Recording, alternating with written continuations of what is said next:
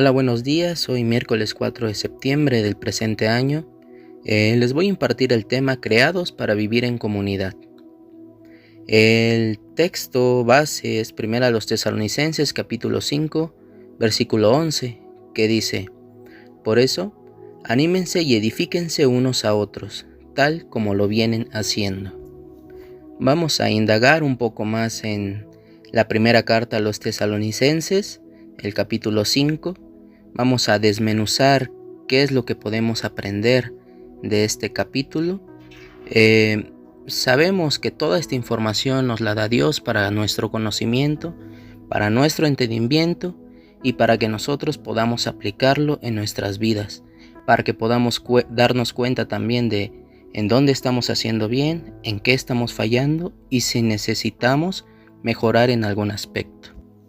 Sí me gustaría que en esta ocasión cada uno de nosotros tomara su Biblia, no importa la versión de la Biblia que estén utilizando. Todas las Biblias contienen el mismo mensaje, quizá con otras palabras, pero el mismo mensaje nos dan a entender exactamente lo mismo. Entonces sí me gustaría que tomaran sus Biblias, que buscaran cada uno de los textos que vamos a analizar, para que de esta manera toda esta información y todo este conocimiento no solo lo escuchen por parte mía, sino que lo lean directamente de la palabra de Dios. Comencemos pues primeramente con una oración para pedir la bendición de Dios, su guía, su espíritu, para que toda esta información no solo se quede en nuestra mente, sino que podamos escudriñarla, baje a nuestro corazón y de esta manera podamos actuar como a Él le agrada, según sus estatutos y lo que nos dice Él mismo en su palabra. Padre nuestro, Jehová Dios, que moras en las supremas alturas, santificado sea tu nombre, Padre. Nos dirigimos hasta tu santa presencia, Padre, para pedirte que nos ayudes, que nos bendigas, derrames tu Espíritu Santo sobre nosotros, que nos ayudes, Padre, a leer tu palabra, a analizarla, a tener entendimiento y perspicacia, Padre, para que podamos entender tal y como es lo que tú nos has escrito en tu palabra por inspiración, Padre. Por favor te rogamos, nos sigas edificando. Por favor te rogamos que cuides, Padre, nuestro entendimiento, que nos ayudes a saber la verdad de tu palabra, que no nos quedemos sencillamente con el texto, sino que podamos escudriñarlo, que podamos entenderlo y que podamos poner en práctica lo que tú nos enseñas a través de tu palabra, la Biblia. Te rogamos, Padre, que en este día nos acompañes y nos ayudes a escudriñar tu palabra para que de esta manera nos podamos beneficiar de la forma en como a ti te gusta. Amén. Bueno, comencemos a escudriñar un poco más lo que es la primera carta a los tesalonicenses, el capítulo 5. Vamos a leer desde el versículo 9 hasta el 24. Iniciamos con el 9, dice así: Porque Dios no nos asignó la ira, sino a la adquisición de salvación mediante nuestro Señor Jesucristo. Él murió por nosotros, para que, sea que permanezcamos despiertos o estemos dormidos, vivamos juntamente con Él. El versículo 9 ya nos habla de que Dios no nos asignó a la ira, sino a la adquisición de salvación mediante nuestro Señor Jesucristo. Entonces aquí está el fundamento. Jesús, para nosotros, puso los fundamentos para que nosotros entonces no estemos asignados a la ira, sino a la adquisición de salvación. De esta manera, todas las formas en las que nosotros podemos ayudar a las demás personas es mediante la palabra y mediante el ejemplo de nuestro Señor Jesucristo. El capítulo continúa. Por lo tanto, sigan consolándose unos a otros y edificándose unos a otros, así como de hecho lo están haciendo. Ahora, les solicitamos, hermanos, que respeten a los que trabajan duro entre ustedes y los presiden en el Señor y los amonestan. El versículo 11 y 12 ya nos comienza a dar pautas de qué es lo que tenemos que hacer. Dice ahí, cuando nosotros estamos en una comunidad, ya sea escolar, en las reuniones, en la iglesia, en el trabajo o en cualquier otro ámbito donde nosotros convivamos con personas, dice que sigamos consolándonos unos a otros y edificándonos unos a otros, así como lo hemos estado haciendo. Dice también que respetemos a los que trabajan duro entre nosotros y nos presiden en el Señor y nos amonestan. Entonces aquí habla también de amonestación hacia nosotros. Si nosotros estamos cometiendo algún error, es justo que estas personas, quienes llevan la delantera en una congregación, nos amonesten, porque esto, ¿qué es lo que está haciendo? Nos está edificando. Pero no solo va de amonestar y de edificar de esta forma. El versículo 13, sigue diciendo, y que les den consideración más que extraordinaria en amor por causa de su trabajo. Sean pacíficos unos con otros. Aquí también habla de que quienes llevan la delantera nos tengan en consideración más que extraordinaria en amor por causa de nuestro trabajo. Que seamos pacíficos los unos con los otros. Entonces, ¿cómo tenemos que ser? Ya sea que demos un consejo, una recomendación, ¿cómo tiene que ser nuestra habla? ¿Cómo tiene que ser nuestra actitud? Pacífica, de buena gana. Y nosotros, si a nosotros es a quien nos están exhortando a hacer un cambio en nuestras vidas por nuestro bien, tenemos que tomarlo también de manera pacífica. Sin embargo, también el capítulo 14 nos sigue diciendo, por otra parte, los exhortamos, hermanos, amonesten a los desordenados, hablen confortadoramente a las almas abatidas, den su apoyo a los débiles, tengan gran paciencia para con todos. El versículo 14 nos dice que tenemos que amonestar a los desordenados, pero también tenemos que hablar confortadoramente a quien nos necesita, a las almas abatidas, que demos apoyo a quienes están débiles y tengamos gran paciencia para con todos. Nos exhorta el versículo 14 a seguir haciendo estas cosas, a censurar, a rectificar, pero también a consolar y ayudar a quienes nos necesitan.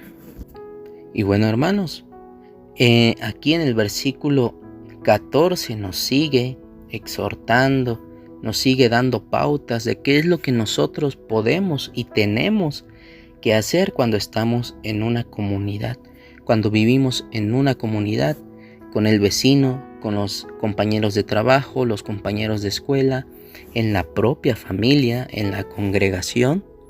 ¿Qué es lo que tenemos que hacer? Aquí nos ayuda y nos exhorta a actuar de una manera que nosotros podamos consolar y edificar a nuestro prójimo.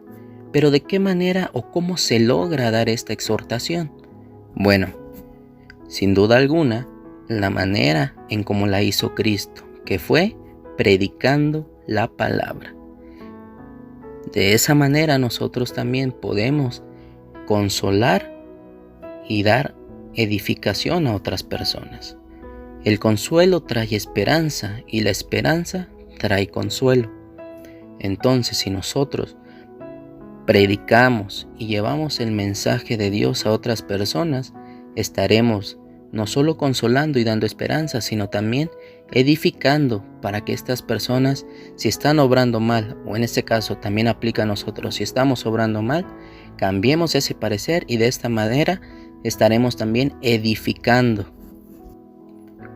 Entonces, si necesitamos edificar y consolar, ¿qué es lo que tenemos que hacer? Predicar, por supuesto que sí. La predicación es una de las cosas más importantes para un ministro cristiano. Si nosotros nos decimos ser cristianos, es porque tenemos que seguir el ejemplo de Jesús y de esta manera poner siempre en primer lugar las cosas de Dios y no nuestros propios intereses.